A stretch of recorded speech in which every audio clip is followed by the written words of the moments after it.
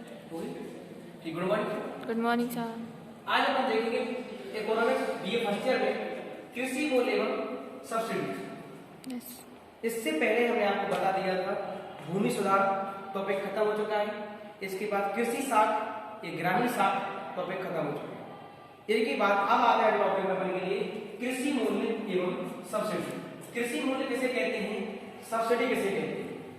Subsidy मतलब होता है कुछ अंश आप लोगों को दे देना, किसी काम के रूप में हम क्या करते हैं, आपको थोड़ा पैसा दे देते हैं और उसमें से कुछ पैसा आपके खर्च के अपने खंड में पहुंच जाता है, उसको बोलते हैं क्या, सब्सिडी बोलते हैं। जैसे मैंने कहा कृषि मूल्य, कृषि मूल्य क्या होता है, जो फसल कटने के बाद जैसे अपने पास उत्पादन आ जाता है अपने पास, उसका जो निर्धारित मूल्य होता है घटता बढ़ता रहता है। मतलब कैसे गेहूं कितने का बिकेगा, कितने का नहीं बिकेगा, कितने के जो अपना अनाज वगैरह है वो कितने रेट तक का बिक पाएगा, रेट का नहीं बिक पाएगा, क्या होता है कृषि मूल्य होता है। इसका मतलब करते हैं कृषि मूल्य का अर्थ समझने क्या लिखा है, कृषि मूल्य से अर्थ कृषि पदार्थों के मूल्यों से लगाया जाता है।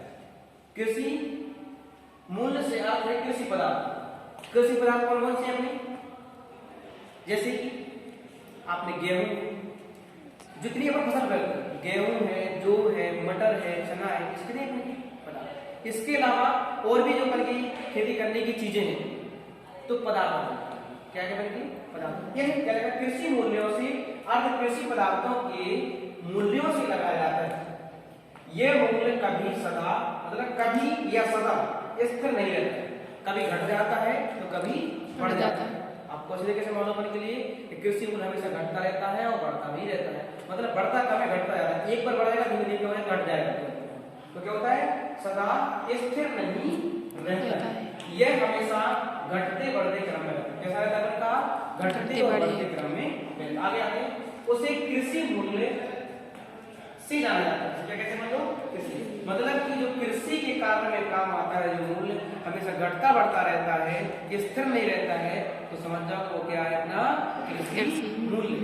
जैसे कि मैं एग्जाम्पल दूं, मतलब कि मेरे पास जैसे कि सोने है, चांदी है, अलग धातु है, जिनका मूल्य क्या होता है, थोड़ा थोड़ा अपन का ज्यादा घटता है या बढ़ जाएगा, लेकिन घटेगा तो थोड़ा सा, समझ रहे हैं। लेकिन जो कृषि वाले मूल्य होते हैं होते हैं हमेशा घटते बढ़ते, क्या होते हैं, घटते बढ़ते रहते हैं। तो आते हैं कृषि मूल्यों के उच्चावधि की, मतलब कि कृषि मूल्यों को जो बढ़ाने का काम करते हैं, क्या करते हैं, बढ़ाने का काम। कैसे उनका मूल्य क्या होता है, बढ़ता है, कैसे मूल्य उनका घट जाता है। देखते हैं पहले आता है, पहले कृषि उत्पादन में उच्चावधि, मतलब कि उच्चावधि लिखा है सबसे पहले उच्चावधि। उच्च का मतलब होता है हाई, मतलब ऊंचा, क्या होता है, ऊंचा, मतलब उच्च। वचन मतलब होता है कि जो उनका बात चल रही है, उच्च मतलब कि ऊंचे लेवल पर जाने के, क्या कहते हैं, उच्च वचन के कारण, किन कारणों से बढ़ जाता है। आते हैं कृषि उत्पादन, कृषि उत्पादन में उच्च वचन, मतलब कि जैसे ही मेरी कृषि का जो उत्पादन है वो ऊपर लेवल पर बढ़ेगा, मेरा कृषि मूल्य भी क्या हो जाएगा, बढ़ जाएगा। समझ में क्या है, कृषि उत्पादन में उच्च वचन। दूसरा आता है सरकार की साख नीति, मतलब आपने बता दिया था आपके लिए कृषि साख और ग्रामीण साख बताया था कि साख का मतलब होता है वित्त, वित्त का मतलब होता है पैसा, पैसा मतलब होता है फाइनेंस, क्या होता है, पैसा। मतलब कि सरकार की जो साख नीतियां हैं, जो पैसे की बनाने की, किस तरीके से कि मार्केट में इसको किस रेट से बेचना चाहिए, किस रेट से नहीं बेचना चाहिए, लोगों के पास कितने में आपको बेचना है, किस में कितने खरीदना है आपके लिए, ताकि जो गरीब लेवल के लोग हैं उन तक कैसे पहुंचा जाए।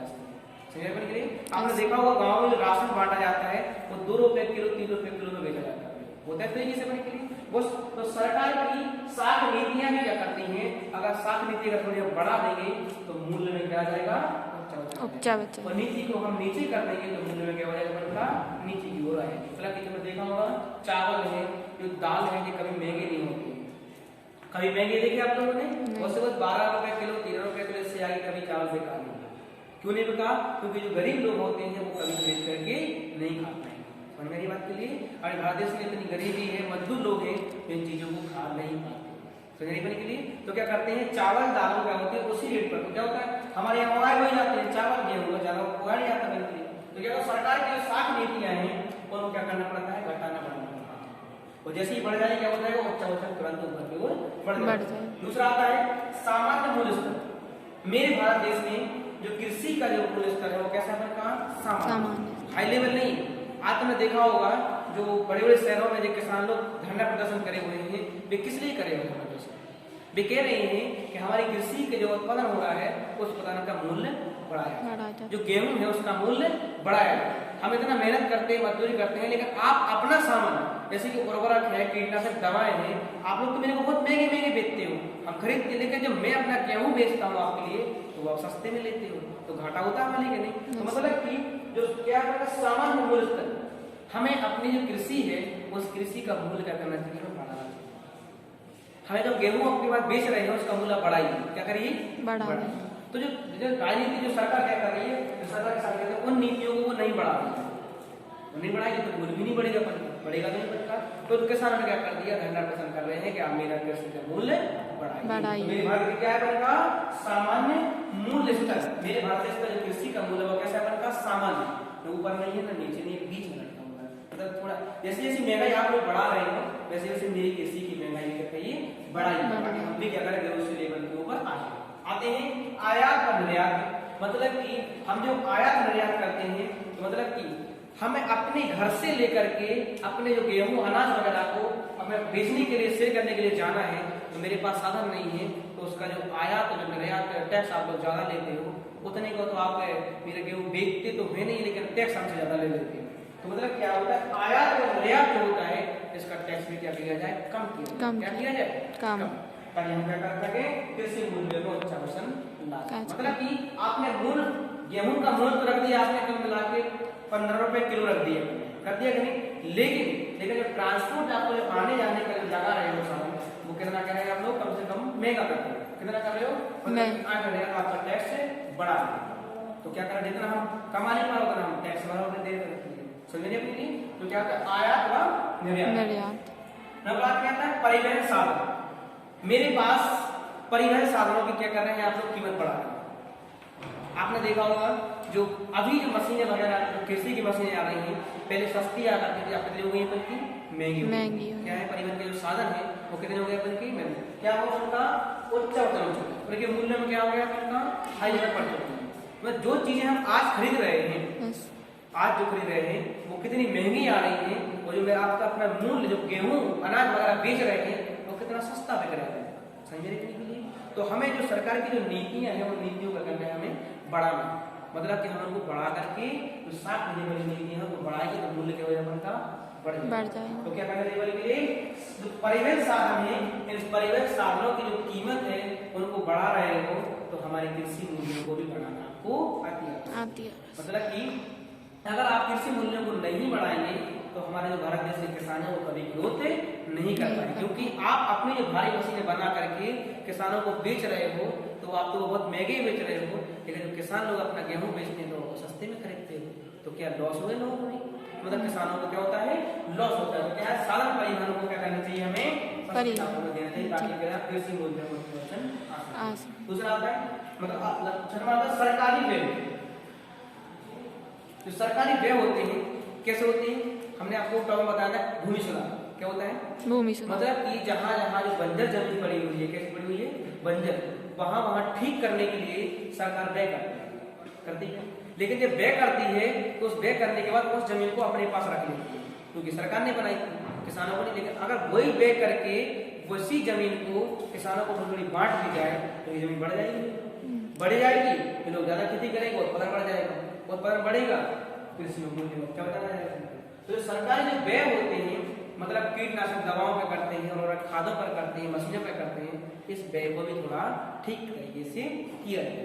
मतलब सरकारी व्यय आगे आते हैं, फसल कर बिक्री। फसल कटने से पहले क्या करते हैं, बिक्री कर लगे जाते हैं, मतलब कि जो मंडी वाले होते हैं, जो दुकानदार होते हैं, वे क्या करते हैं, दूसरे ट्रांसपोर्ट को टैक्स भरते हैं। तो टैक्स भरने के साथ साथ वे किसानों से क्या कर लेते हैं, बिक्री का टैक्स भी ले लेते हैं। तो क्या करते हैं, हर चीज में किसान उर्वरक खाद खरीदेगा तब भी टैक्स भरेगा, बेचेगा तब भी टैक्स भरेगा, कुछ मशीन लेने जाएगा तब भी टैक्स भरेगा, और उसके वो गेहूं बेचेगा तब भी वो क्या करेगा, टैक्स देगा। तो गेहूं का क्या है, सस्ता है। तो मतलब क्या होता है, फसल पर बिक्री कर भी उसको देना पड़ता है। क्या होता है, बिक्री। आता है संग्रह शक्तियों का प्रभाव। अब संग्रह शक्तियों का प्रभाव, आप किसी के साथ साथ अपने किसानों के आसपास बीच में कुछ बड़े बड़े किसान लोग भी रहते कि नहीं, लेकिन भी किसानों बड़े क्या होते हैं, छोटे किसानों को दवा चपा कर उनको डरा धमका करके उनको डराते हैं ताकि आप जो खेती है वो मेरे पास है। क्या करें, संग्रह शक्तियों का। तो क्या है इसके बाद अन्य कारण में क्या आ जाते हैं, कभी कभी मानसून ठीक से नहीं होना, बरसात ठीक नहीं होती है, पानी नहीं बरसता है, कभी कभी सूखा आ जाती है, कभी कभी बाढ़ का प्रोग्राम आ जाता है, तो फसल वगैरह हम नहीं कर पाते। तो फसल नहीं कर पाते हैं तो हमारे पास जो कृषि वाले जो मूल्य होते हैं वो घट जाते हैं और बढ़ जाते हैं। मतलब कि पता नहीं हो रहा होता है, चीजें व्यक्ति मांग रहे होते हैं और पता क्या होता नहीं हो पाता, तो मूल्य हो जाती है, ऑटोमेटिक बढ़ जाते हैं। ठीक है, ये थे अपने कृषि मूल्यों से कृषि मूल्यों में उच्च वजन के कारण। आज के लिए